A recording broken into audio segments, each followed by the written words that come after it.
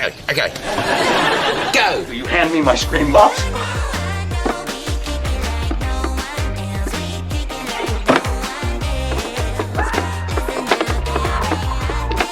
Now go. Taryn Lahi versus Uber Technologies, Inc., 2503393. Where is Mr. Lohi? Okay. This is 2503393. This is a small claims case. Your name, sir? Taran Lohi. You got to keep your voice up a lot louder than that. Taran Lohi. Okay, now you got to stay. I want to be able to see your face during this. And Ms. Munaz, your name? Karina Munoz. Can I just ask a question? I'm not sure I understand the nature of your claim. It says wrongfully deactivated from Uber on August 12th, 25, for alleged fraud, which is not true. Rider repeatedly entered same pickup drop-off locations, causing multiple trips. Rider didn't know how to, and then I can't read it. You had ordered an Uber, is that right, Mr. Lohi? No, I'm the driver, Your Honor. Rider repeatedly entered same pickup drop locations, causing multiple trips. I don't know what you mean by this. So when Why are you suing Uber Technologies for $6,500? Because Uber was my only source of income, Your Honor. Yeah, I got to understand your claim, though. I don't understand your claim. So, Your Honor, on August 12th, rider repeatedly entered a pickup and drop-off location again and again, and Uber sent those trips directly to me, and I have to pick up those trips because if you deny those trips, it affects our rating. And Okay, so slow down. No. So you're telling me they were giving you the wrong pickup or drop-off locations? The rider was putting the wrong pickup and drop-off location, and Uber was sending those trips to me. I have no control over what the rider puts as his drop-off location, and Uber was sending those trips to me directly. So you're saying, as an example, if a customer went on, and I just want to make sure I understand your claim before we get into this. You're saying that if a rider gets something from Uber that tells them that you're going to pick up John Doe at Comerica Park and you're going to drive him to Mexican Gardens, and you're saying those were wrong, and you went in, is that right or not? Did you go?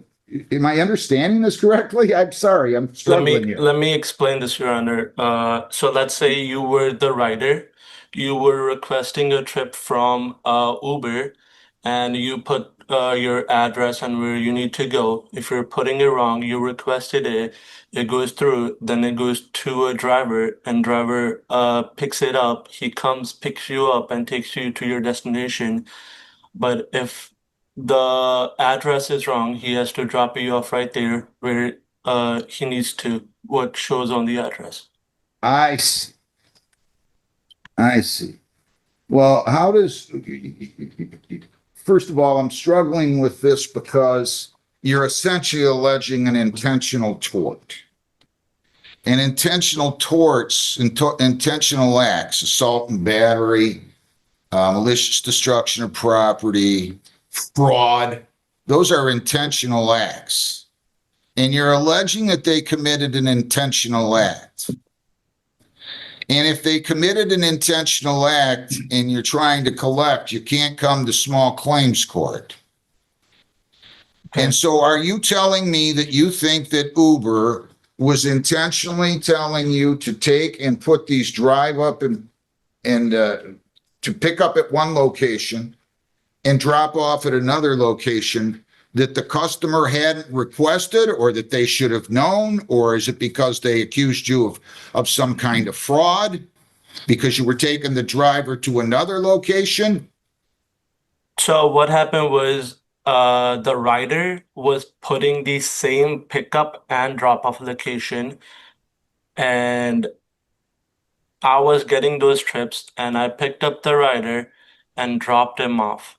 And he did How many that about times? Was five this the times. same driver? Same rider, five Same times. rider. That's what I mean. Same rider. I apologize. How many Five times times. did you take that same rider to a specific location? Same location five times. 5 times. And so then what happened? And Uber paused my account for alleged fraud, and then later they deactivated my account permanently.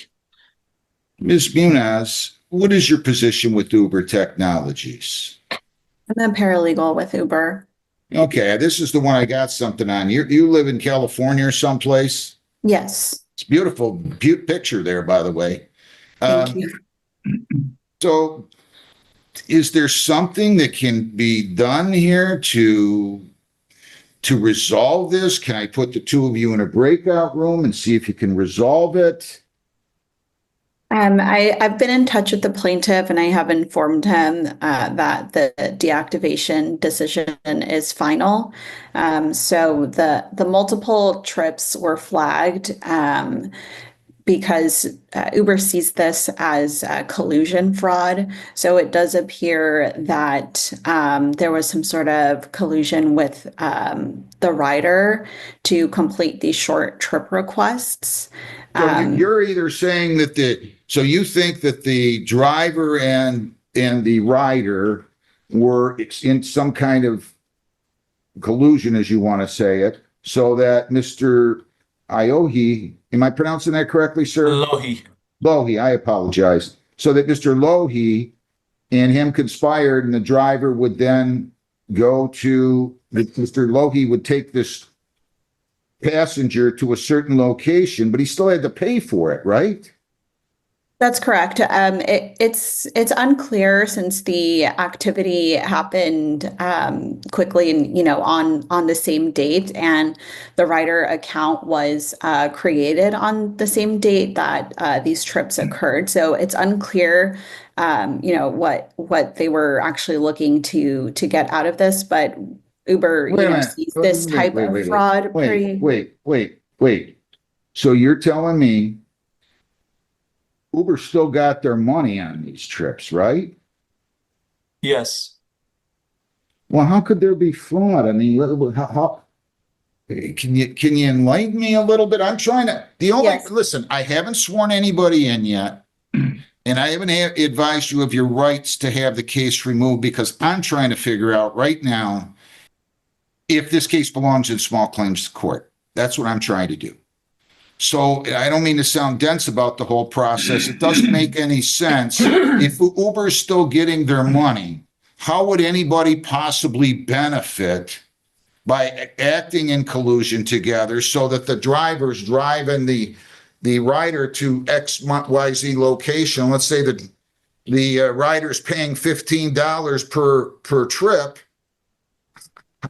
How would that constitute a fraud against Uber if they're still getting their money? Yes, I mean, Uber sees this type of activity, pretty often from drivers. Sometimes they could be colluding with the rider using like a fraudulent payment method, and that's how they're paying for the fares.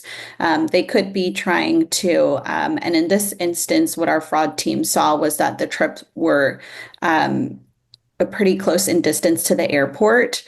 So they could have been colluding to try to get to get dropped off at the airport, because when you get dropped off at the airport, you can get a higher fare trip leaving the airport. So it's unclear what they were trying to accomplish, but ultimately the activation decision is final. And in Uber's agreement that the driver accepted in its community guidelines, it makes clear that drivers can be deactivated for this type of activity. But Your Honor, airport is about like 20 minutes away where this occurred. Well, I'm trying to think of how I would handle this. Mr. Lohi, if this was truly your livelihood, Yeah. I think you need to get yourself a lawyer and remove the case to the General Civil Division and pursue it there. Okay. I mean, if you're capping it at $6,500, if you're truly of the belief that this was a wrongful termination, it seems to me a wrongful termination action you could potentially file in circuit court, and I do not want to proceed here today. I mean, I hear I've got really a wrongful termination and a fraud defense. That's what it sounds like to me. So, Your Honor, in the end, all I want is my account be activated because I know, Uber was only my but they don't source want to of do income. that. You already heard her, and I can't force them to do that. Okay. They don't want to do that. So I'm going to give you some time to get a lawyer. Okay. How long do you think that'll take? I'm not sure, Your Honor. Probably 3 weeks.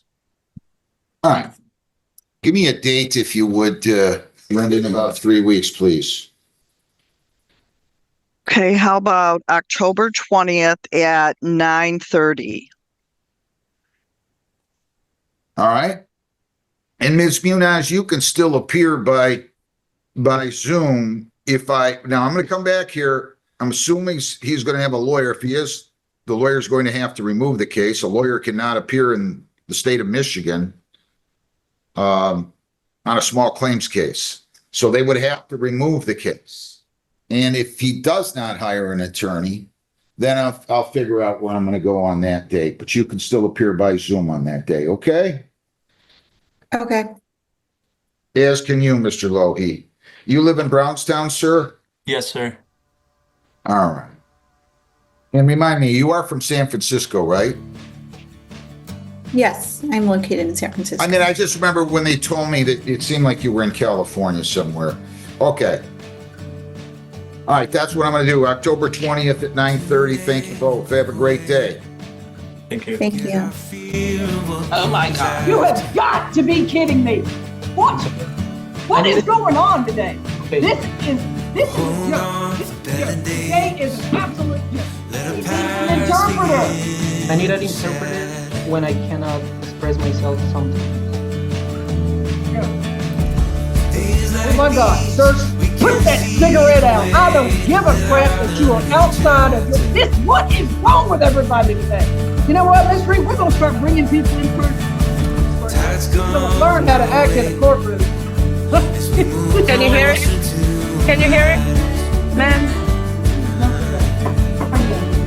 Ma'am? Can you hear it? No. Okay. Come and go, No, so let this trust me, I'm the one that needs a drink.